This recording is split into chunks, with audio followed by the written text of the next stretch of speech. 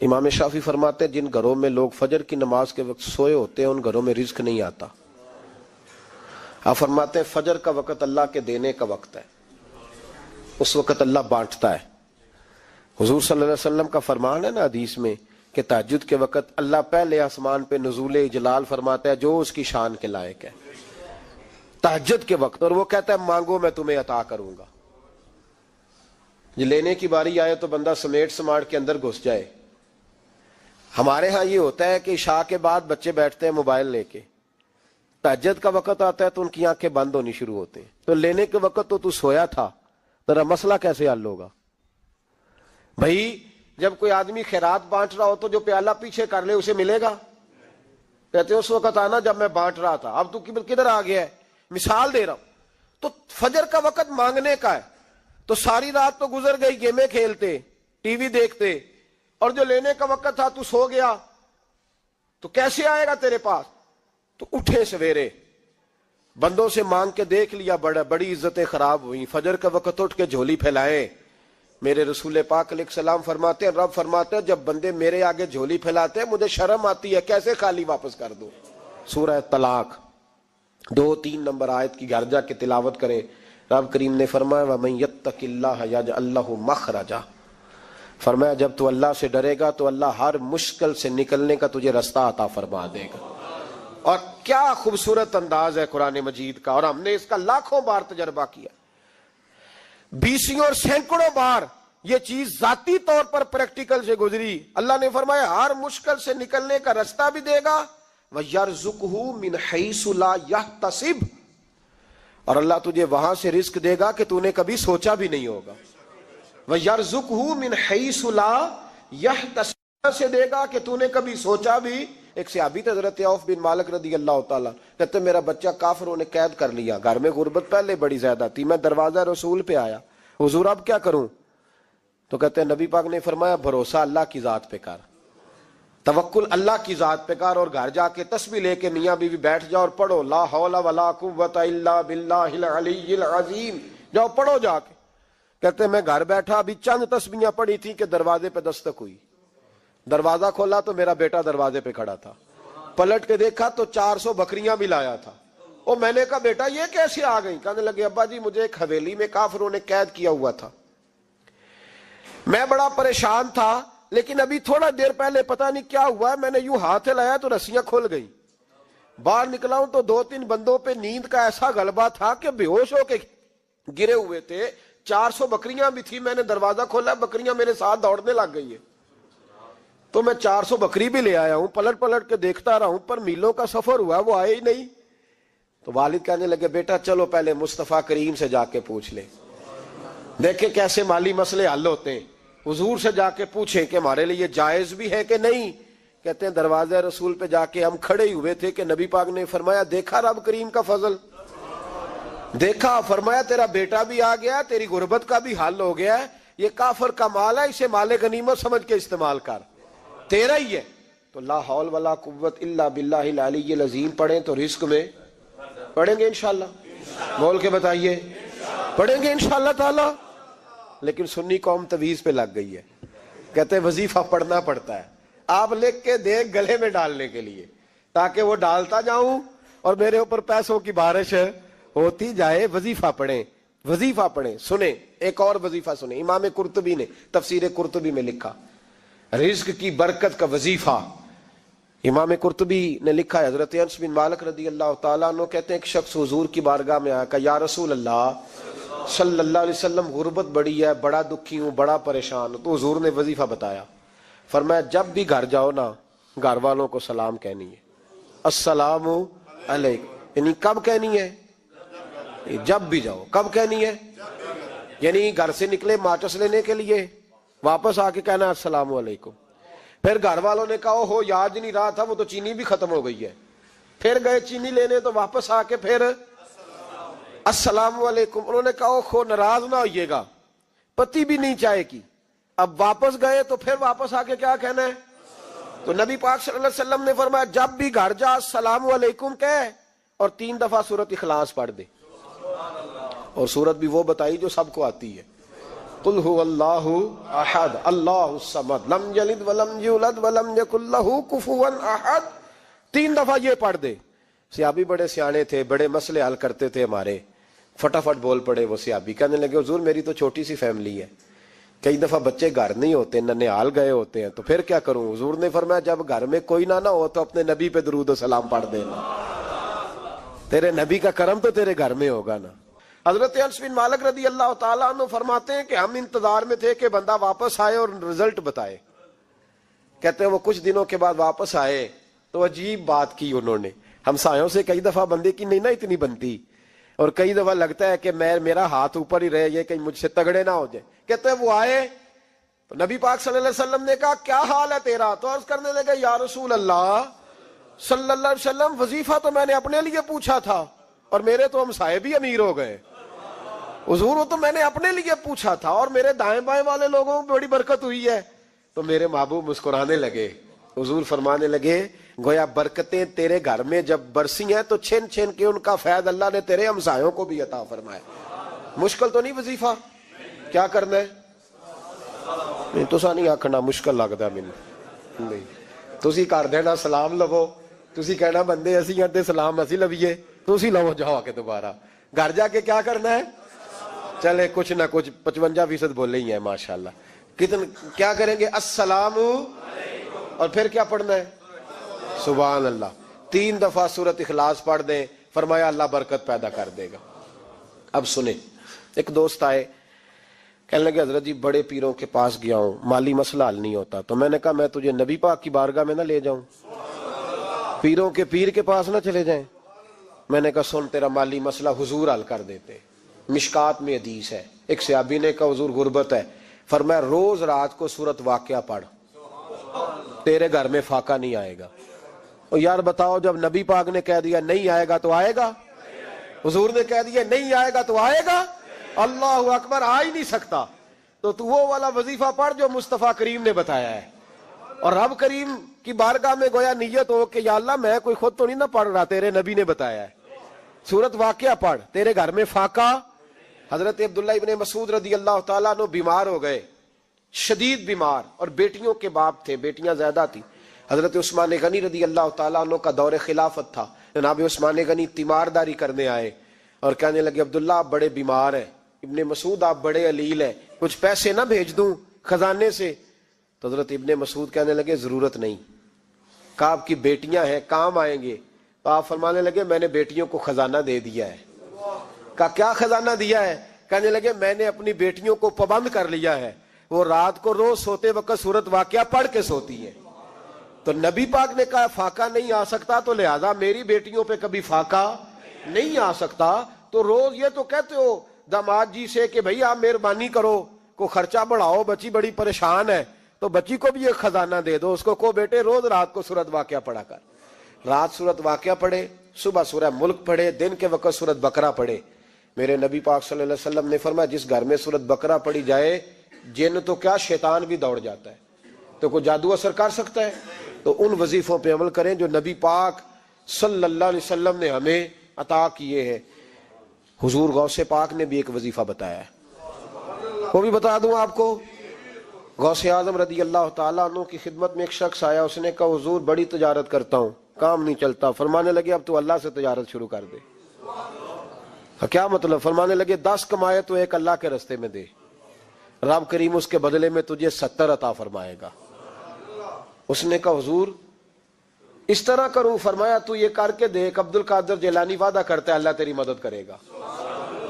غلام کہتے ہیں وہ 6 مہینے کے بعد آیا. پہلے جب آیا تھا تو پیدل آیا تھا, 6 ماہ کے بعد آیا تو 6 اونٹ تھے اس کے پاس, اور آ کے حاضر ہوا تو کہنے لگا حضور زندگی پتہ نہیں کہاں گزار دی, کاروبار کا تو مزہ ہی اب آیا ہے, اب مزہ آیا ہے کاروبار کرنے کا, اب مزہ آیا ہے. کہ 10 میں سے 1 دیتا ہوں, پتہ نہیں کتنا مہربان ہے. اور یہ آیت ہے وَيَرْزُقْهُ مِنْ حَيْثُ لَا يَحْتَسِبُ, تجھے وہاں سے دے گا کہ تیرا کبھی گمان بھی نہیں گیا ہوگا. روحانی معاملات کو بھی ضرور شامل حال رکھیں. اللہ کریم نے قرآن مجید میں فرمایا ہے کہ لَقَدْ مَنَّ اللَّهُ عَلَى الْمُؤْمِنِينَ إِذْ بَعَثَ فِيهِمْ رَسُولًا فرمایا تحقیق اللہ نے مومنوں پر احسان فرمایا ہے کہ انہیں اپنا رسول عطا فرمایا۔ اس کا صرف ترجمہ کبھی بندے کی سمجھ میں آ جائے نا تو سارا میلاد اس کی سمجھ میں آ جاتا ہے۔ صرف اس آیت کا آسان سادہ ترجمہ اگر سمجھ لیا جائے کہ رب کہتا ہے میں نے احسان کیا تم پر، تمہیں اپنا رسول دے دیا ہے۔ وہ دو عالم کی رحمت ہیں، وہ جہاں چاہتے وہیں رہتے، یہ تو ان کی مہربانی ہے کہ یہ عالم پسند آیا۔ نبی پاک صلی اللہ تعالیٰ علیہ وسلم ہمارے اوپر رب کا سب سے بڑا احسان ہے، اور اللہ تبارک و تعالیٰ نے سسکتی، تڑپتی، بے چین، پریشان، تکلیف میں مبتلا اپنی مخلوق پر رحم فرمایا اور رسول کریم عطا فرمائے۔ نبی پاک صلی اللہ تعالیٰ علیہ وسلم کی تشریف آوری نے ایک ایک ذرے پر احسان کیا، حضور سے ایک ایک نگر، ایک ایک پتہ فیضیاب ہوا، لیکن بعض چیزیں ایسی ہیں جنہیں خصوصی طور پر سرکار نے نوازا، بعض معاملات پر خاص کرم نوازی حضور نے فرمائی۔ ایک اہم مسئلہ ہے عقیدے کا مسئلہ۔ جس بندے کا کوئی عقیدہ نہیں نہ ہوتا، کوئی نظریہ نہیں ہوتا، کوئی اس شخص کا خاص مزاج نہیں ہوتا سمجھنے والا، ماننے والا، وہ بندہ بھی بیچارہ کوئی زندگی کا لطف نہیں اٹھا پاتا۔ اس کا کوئی نظریہ ہی نہیں ہے، کوئی سوچ ہی نہیں ہے، کوئی اس کی فکر ہی نہیں ہے اس نے کس طرف جانا ہے۔ عقیدہ نہ ہو بندے کا، یعنی دنیا میں معاذ اللہ کچھ ایسے لوگ پائے جاتے ہیں جو سرے سے اللہ تعالیٰ کوئی نہیں مانتے، زندگی کیسے گزرے گی؟ وہ اپنی توجہات کا قبلہ کسے بنائیں گے؟ اور پھر دنیا میں کچھ لوگ ایسے گزرے جو کئی خداؤں کے قائل، کئی، اور پھر اہل عرب کا تو یہ حال کہ 360 بتوں کے سامنے جھکتے۔ مجھے بتائیے جس بندے کو یہی خبر نہ ہو میرا خالق اور مالک کون ہے، جس کو یہی پتہ نہ ہو کہ میرا رزق کہاں سے آتا ہے، میں نے مانگنا کہاں سے ہے، جسے یہ خبر ہی نہ ہو کہ میری دعاؤں کا رخ کس طرف ہونا چاہیے، اس کی بھی کوئی زندگی ہے؟ نبی پاک علیہ السلام نے سب سے بڑا احسان یہ فرمایا ہے کہ ہمیں عقیدہ توحید سکھایا ہے۔ حضور نے ہمیں ہر جگہ سے چھڑا کے رب کریم کی بارگاہ میں سجدہ کرنے کا حکم دیا ہے۔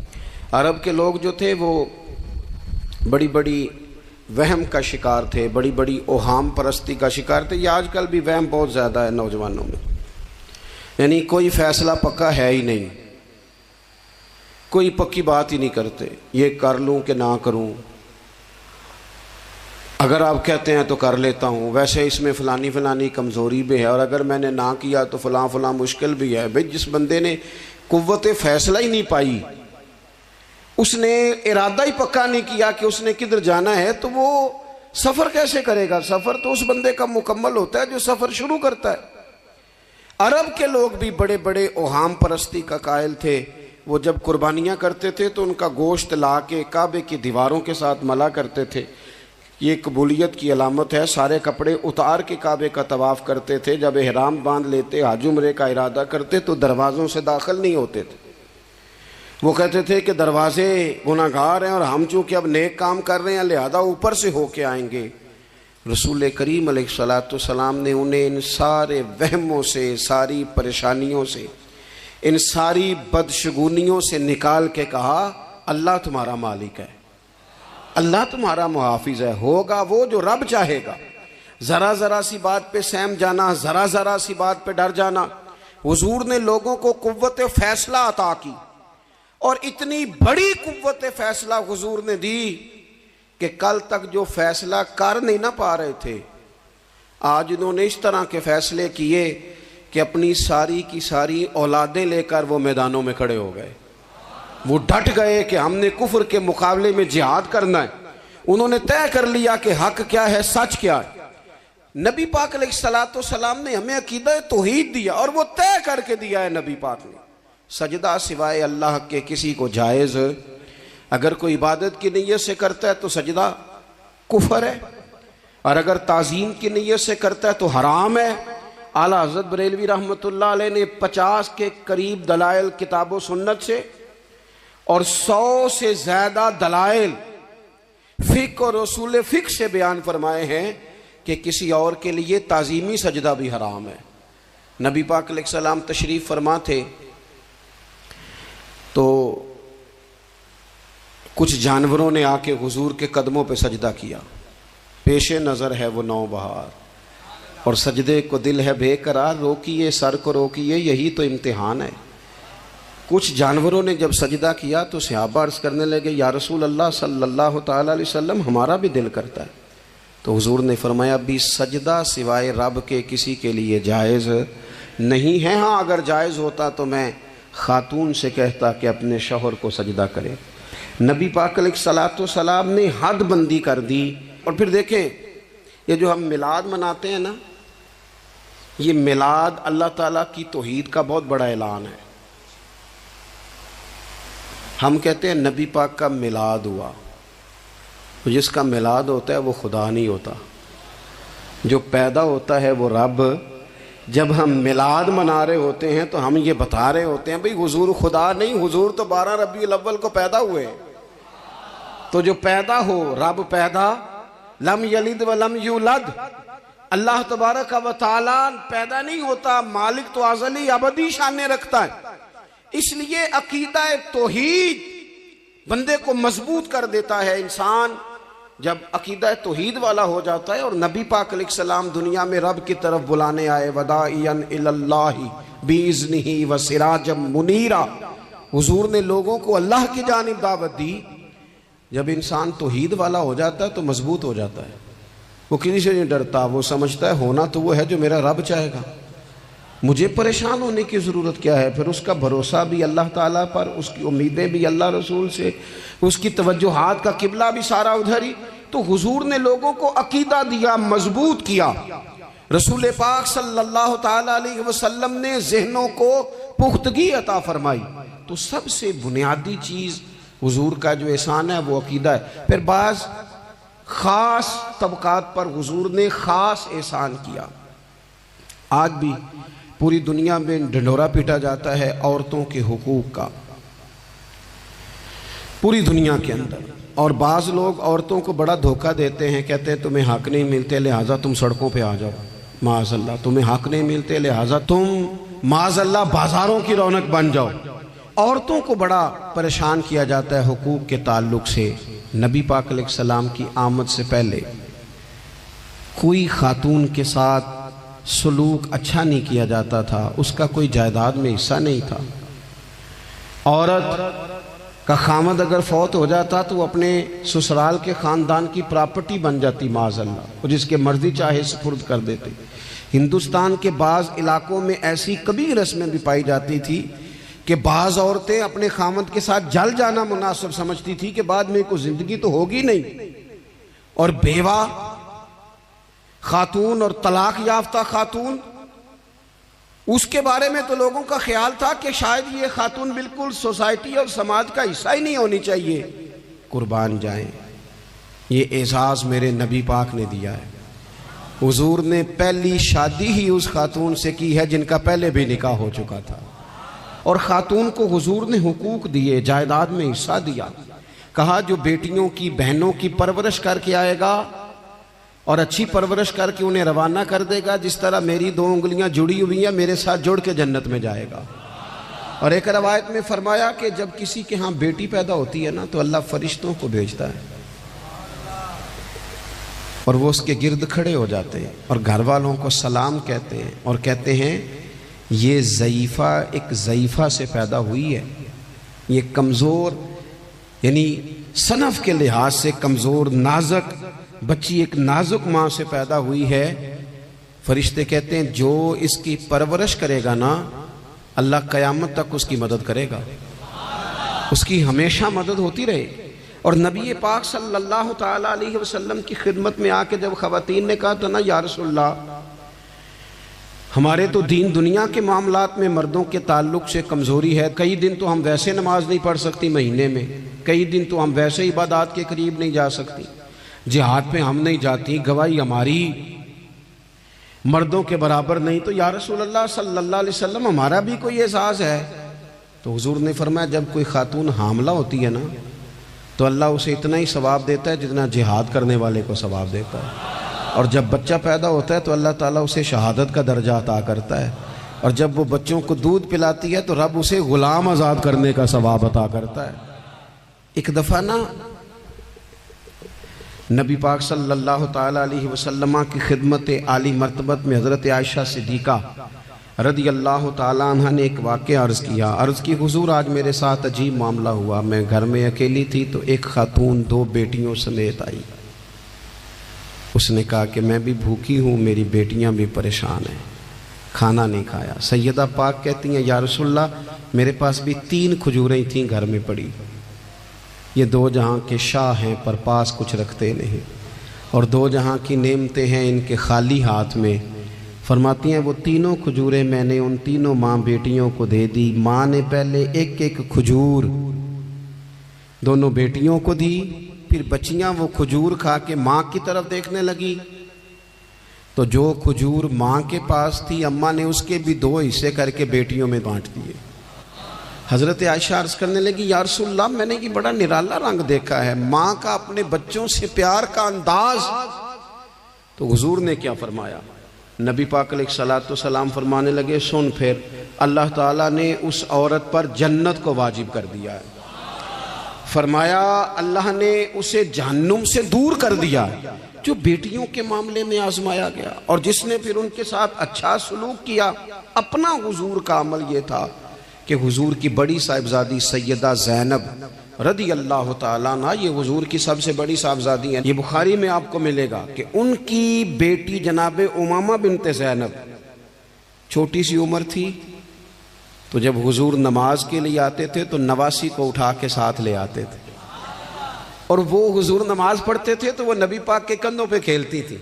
حضور نے عملاً بیٹیوں سے پیار کرنا سکھایا، بیٹیوں سے محبت کریں، بیٹیوں سے پیار کریں۔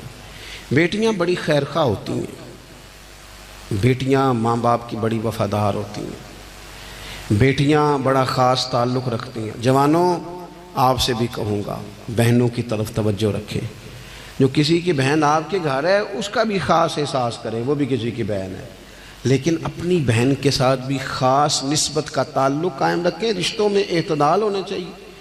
اس صنف کو نبی پاک علیہ السلام نے خاص کر کے نوازا ہے، اور ہمارا بھی ان کے ساتھ خاص رشتہ ہونا چاہیے۔ اسی طرح کا معاملہ یتیموں کے ساتھ ہے، کمزوروں کے ساتھ ہے۔ دیکھو آج نا ہمارے ہاں کمزوروں، غریبوں، مسکینوں، یتیموں کی مدد تو کی جاتی ہے، لیکن انہیں لوگ اپنے ماحول کا حصہ نہیں بناتے۔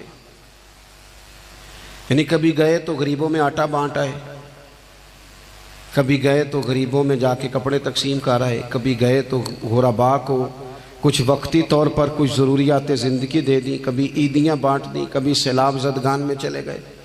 غرباء کو کچھ نہ کچھ صدقات تو دے دیے جاتے ہیں، ان پر کچھ خیرات تو کر دیا جاتا ہے، لیکن انہیں سوسائٹی کا ماحول کا حصہ نہیں بنایا جاتا۔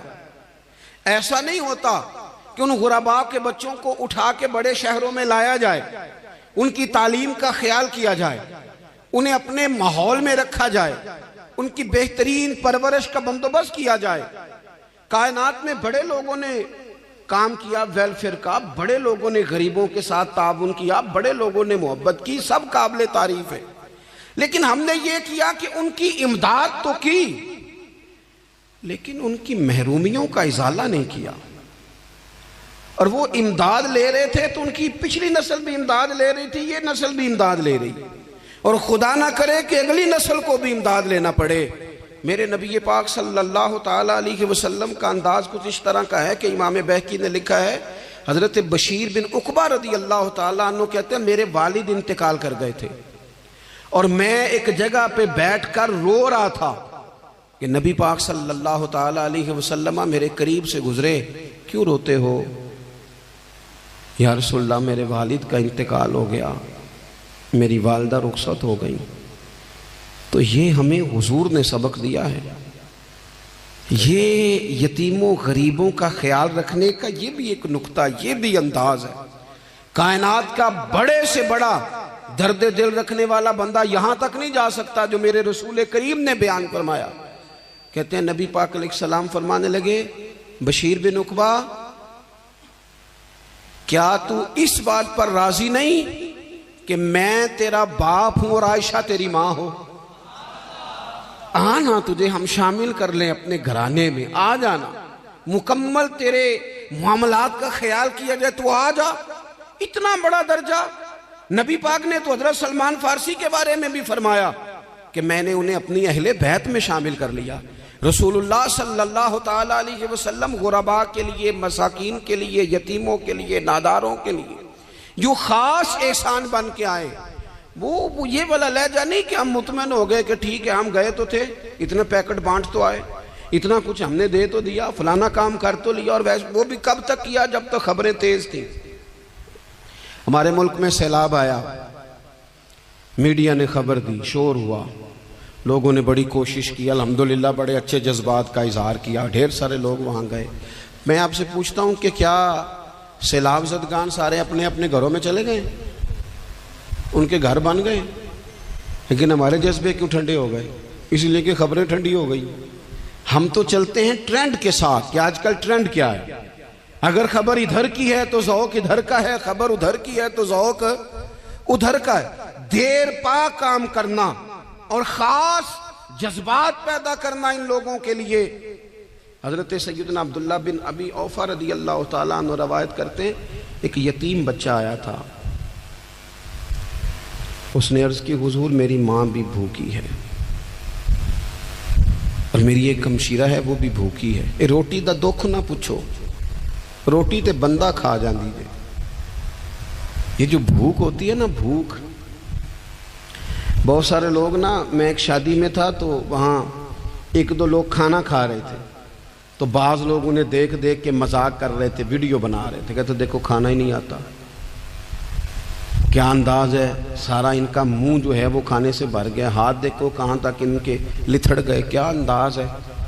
تو میں نے کہا تم ان کے کپڑے بھی تو دیکھو نا، انداز، بیٹھنا اٹھنا، کپڑے پہننا، یہ غریبی کا پتہ دیتے ہیں. بھوک جب تیز لگی ہو پھر کھانے کے آداب لوگوں کو یاد نہیں رہتے. غربت نے میرے بچوں کو تہذیب سکھا دی، اب وہ سہمے ہوئے رہتے ہیں، شرارت نہیں کرتے.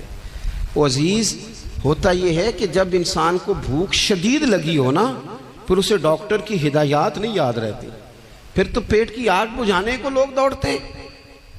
تو کہتے اس بچے نے آ کے عرض کی یا رسول اللہ صلی اللہ تعالی علیہ وسلم ماں بھی بھوکی ہے، بہن بھی بھوکی ہے. حضور نے نا اسے 21 کھجوریں عطا فرمائی، فرمایا 7 تیری، 7 تیری بہن کی، 7 تیری والدہ کی.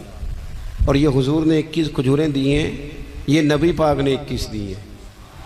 ہاں یہ حضور نے 21 دی، اور حضور تو اشارہ بھی کر دینا تو پھر روٹی ساری زندگی ختم نہیں ہوتی. وہ حضرت ابو ہریرہ کو بھی ملی تھی، فرماتے ہیں میں کئی سال کھاتا رہا، 1 کلو کھجوریں تھی پر ختم ہی نہیں ہوئی. 21 کھجوریں حضور نے دیں. حضرت معاذ بن جبل رضی اللہ تعالیٰ عنہ اٹھے اور دوڑ کے جا کے نا اس یتیم کے سر پہ ہاتھ پھیرا اور کہنے لگے پتر اللہ تجھے اپنے والد کا جانشین بنائے. تو حضور فرمانے لگے معاذ یہ تم نے کیا کیا؟ عرض کی حضور اس بچے کی بات سن کے میرا دل بھر آیا ہے، محبت نے انگڑائی لی ہے تو میں نے یتیم کے سر پہ ہاتھ پھیرا ہے. یہ دیکھو حضور کا رشتہ. نبی کریم فرمانے لگے سن پھر جس نے کسی یتیم کے سر پر محبت سے ہاتھ ہی پھیر دیا نا تو اللہ ہر بال کے بدلے اسے ایک نیکی بھی عطا کرے گا، ایک گناہ بھی معاف کرے گا، ایک درجہ بھی بلند فرمائے گا. چلو ہاتھ ہی پھیر دیا، تو نے کچھ تو کیا یتیم کے ساتھ، تیرا کوئی تو اس سے رشتہ ہوا. اور تیسرا طبقہ ہے غلاموں کا، مسکینوں کا، غریبوں کا. میں اور آپ اس ملک میں رہتے ہیں جہاں کچھ لوگوں کو کھانا بھی نہیں وقت پہ ملتا، اور کچھ لوگ 5 لاکھ روپیہ گاڑی کا اس لیے اضافی دے دیتے ہیں کہ مجھے ذرا نا نیو ماڈل جلدی چاہیے. یعنی ایک طرف ملک کی حالت یہ ہے کہ بعض لوگوں کے پاس پیسے نہیں ہیں کہ بچوں کی فیس بھر سکیں، لیکن دوسری طرف حال یہ ہے کہ نئے ماڈل کا موبائل اگر مارکیٹ میں آتا ہے تو وہ ختم ہو جاتا ہے، ملتا ہی نہیں، وہ شارٹ ہو جاتا ہے. کچھ لوگوں نے اس طرح کیا ہے کہ انہوں نے یہ سمجھا ہے کہ دولت شاید موج کرنے کے لیے ہمیں دی گئی ہے، ہم طرح طرح کے کھانے کھائیں، طرح طرح سے چیزیں اوڑیں، طرح طرح کے معاملات کریں. انہوں نے یہ طے کر لیا ہے. اس کا نقصان کیا ہوا ہے؟ اس کا نقصان یہ ہوا ہے کہ کچھ لوگ غربت کی سطح سے نیچے آ گئے ہیں بیچارے. نبی پاک کا جو احسان ان غریب لوگوں پر ہے. حضور علیہ السلام کے پاس نا حضرت عبداللہ ابن عمر روایت کرتے ہیں اور طبرانی میں موجود ہے، حضور کے پاس نا 10 دینار تھے. ہمارے پاس بھی پیسے ہوتے ہیں نا، لیکن وہ کچھ ہوتے ہیں ہمارے کھانا کھانے کے لیے، کچھ ہوتے ہیں آئس کریم کھانے کے لیے، کچھ اس لیے ہوتے ہیں کہ آج میری مرضی دا نہیں پکا، لہذا میں نے، ہمارے ایک دوست ہیں وہ کہتے ہیں کہ آج کل یہ ماحول بن گیا ہے کہ بچے اگر کہتے ہیں نا کھانا میری مرضی کا نہیں تو اماں کہتی ہے جا تو برگر کھا لے. کہتے ہیں ہمارے دور میں یوں نہیں ہوتا تھا. اگر ہم کہتے تھے نا کھانا میری مرضی کا نہیں تو پھر ہمیں ڈبل چیز کھانے کو ملتی تھی، ایک مار بھی کھانا پڑتی تھی اور وہ کھانا بھی کھانا پڑتا تھا. اور پھر کچھ پیسہ لوگوں نے صرف اس لیے سنبھال کے رکھا ہوا ہے کہ جو اضافی چیزیں ہیں نا، اضافی، میرا ویسے تجربہ نہیں ہے اور نہ میں نے زیادہ گہرائی سے دیکھا ہے، بس مجھے بتایا گیا ہے، اور پتہ نہیں اب بات درست ہے کہ نہیں، مجھے بتایا گیا ہے کہ پہلے لڑکیاں بیوٹی پارلر جاتی تھی، اب سنا ہے لڑکے بھی جاتے ہیں. اب خدا جانے یہ بات سچ ہے کہ غلط ہے. یہ جو اضافی اخراجات ہیں نا، یہ اگر ہم تھوڑے سمیٹ لیں، یعنی مولا علی شیر خدا کرم اللہ تعالی وجہہ الکریم مزدوری کر کے نکلے تو 2 کلو کھجوریں تھیں. حضور بس فرمانے لگے 1 کلو میرے بچے کھائیں گے اور کلو مدینے کے غریب بچے کھائیں گے. یعنی کل 2 کلو ظاہری طور پر کھجوریں ہیں، اس میں بھی دوسروں کا حصہ. ہمارے پاس جو مال آتا ہے اگر تھوڑا سا نا ہم اسے یہ نہ سمجھ لیں کہ میرا ہی حق ہے، کسی کو اس میں سے ایک لقمہ بھی نہیں ملنا چاہیے. اگر ہم تھوڑا سا نا دل کشادہ کریں تو 3 لوگوں کا کھانا 4 بھی کھا سکتے ہیں، 4 کا کھانا 5 بھی کھا سکتے ہیں، 6 کا کھانا 7 کا کھانا 10 بھی کھا سکتے ہیں. شرط یہ ہے کہ دل کشادہ ہو. دل دریات سمندروں ڈونگے کون دلاں دیا جانے، تھوڑی سی نا کشادگی پیدا کی جائے. حضرت عبداللہ ابن عمر کہتے ہیں نبی کریم علیہ السلام کے پاس نا 10 دینار تھے. ویسے تو کائنات ہی میرے نبی کی مٹھی میں ہے، لیکن ظاہری طور پر 10 دینار تھے. حضور ایک دکان پہ گئے، 4 دینار کا حضور نے ایک جوڑا خریدا، کپڑے خریدے. وہ قمیض حضور نے پہنی تو ایک انصاری آگے بڑھ کے عرض کرنے لگے حضور میرا بڑا دل کر رہا ہے، یہ مجھے نہیں دے دیتے آپ؟ تو حضور خوش ہو گئے. یہ میرے محبوب کا دروازہ ہے کہ جب کوئی مانگتا ہے تو حضور خوش ہو جاتے ہیں. نبی کریم سے مانگا اس شخص نے تو حضور خوش ہو گئے اور محبوب نے وہ کرتا وہ کپڑے اتار کے اس انصاری کو عطا کر دیے اور 4 دینار کے اور خرید لیے، باقی بچے 2 دینار. نبی کریم وہ لے کے نکلے، رخصت ہوئے گھر جانے کے لیے تو رستے میں خاتون کو روتے ہوئے دیکھا. حضور رک گئے، فرمایا کیوں رو رہی ہو؟ عرض کرنے لگی یا رسول اللہ صلی اللہ تعالی علیہ وسلم میں فلاں آدمی کی کنیز ہوں، نوکرانی ہوں، اس نے آٹا لینے بھیجا تھا 2 دینار کا، وہ 2 دینار گم ہو گئے. حضور نے 2 دینار اسے عطا کر دیے. وہ دیے تو پھر رو رہی تھی. فرمایا اب کیوں روتی ہو؟ کہنے لگی یا رسول اللہ ڈرتی ہوں دیر بڑی ہو گئی یا مار ہی نہ پڑے. تو حضور نے فرمایا چل نہ میں تیرے ساتھ چلتا ہوں. حضور ان کے گھر گئے، وہ اہل ایمان کا گھر تھا جن کی وہ کنیز تھی. جا کے کہا السلام علیکم، اندر سے جواب ہی نہیں آیا. پھر فرمایا السلام علیکم، کوئی جواب ہی نہیں آیا. محبوب کا طریقہ مبارکہ تھا 3 دفعہ دستک، پھر واپسی. تیسری دفعہ کہا السلام علیکم تو وہ سارے بول پڑے وعلیکم السلام یا رسول اللہ. حضور ماں باپ قربان.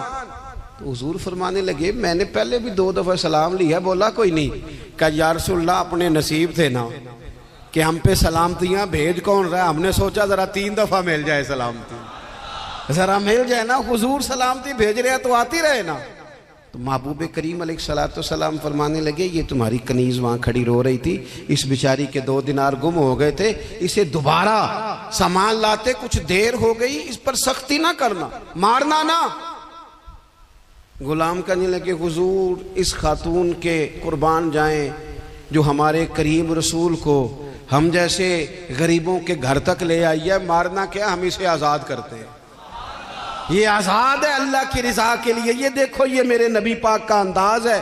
حضور نکلے تو جناب عبداللہ ابن عمر فرماتے ہیں رسول کریم فرمانے لگے شکر ہے اللہ تعالیٰ کا، 10 دینار تھے، ایک انصاری نے بھی قمیض پہن لی، میں نے بھی قمیض پہن لی، اور رب نے ایک کنیز کو آزاد بھی فرما دیا۔ یہ انداز ہمیں نبی کریم نے دیا ہے کہ ہم اپنے دولتوں میں، اللہ کی عطاؤں میں غرباء کو، قریبیوں کو، رشتہ داروں کو، بہن بھائیوں کو تھوڑا شریک کر لیں، تاکہ وہ جو آسودگی اللہ نے ہمیں دی ہے اس میں سے دوسروں کو بھی کچھ نفع ملے۔ اور ایک بات آخر میں آپ کی خدمت میں یہ عرض کرنی ہے کہ جو زیر دست لوگ ہوتے ہیں نا، غلام، ملازم، نوکر، آپ اپنی زندگی کے مسائل دیکھ لیں، جن لوگوں کے پاس لاکھوں آتا ہے، کبھی ہزاروں آنے بیچارہ، کبھی نوکر بھی تو ٹینشن میں ہو سکتا ہے نا، ملازم کو بھی تو کبھی ٹینشن ہوتی ہے نا، اس کے ساتھ بھی تو مسائل وابستہ ہے نا۔